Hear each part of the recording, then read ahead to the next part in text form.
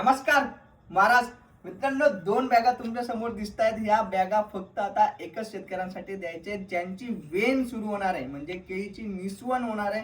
त्यांच्यासाठी हे जे शेड्यूल राहणार आहे मित्रांनो, एकदम जबरदस्त राहणार आहे. याच्यासोबत अजून कॅल्शियम एक ठेवा. मी सांगतो काय करायचे. 1000 खोडांसाठी किंवा 1000 रोपांसाठी 5 किलो 15 7 30 प्लस 3% मॅग्नेशियम.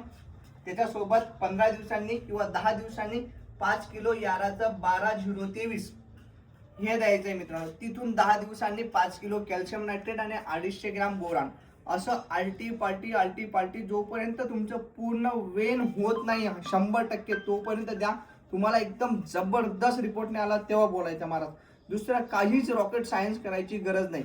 आणि मध्यंतरी एक काम करा, गुळाचं पाणी बनवा. 200 लिटर टाकीमध्ये 10 किलो गुळ टाका, बॅक्टेरिया टाकून द्या. त्यासोबत ट्रायको आणि शुडो टाकून घ्या आणि 10 ते 20 लिटर 30 लिटर दर 8 दिवसांनी 15 दिवसांनी सोडत राहा. पण यांच्या सोबत नका सोडा, मध्यभागी सोडा.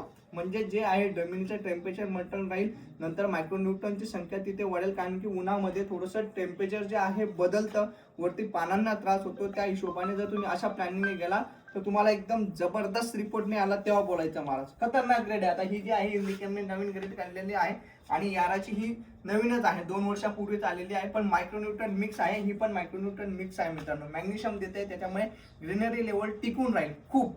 त्यासाठी चॅनलला नवीन असाल तर फॉलो करा महाराज. असे नवनवीन शेड्यूल येत राहतील.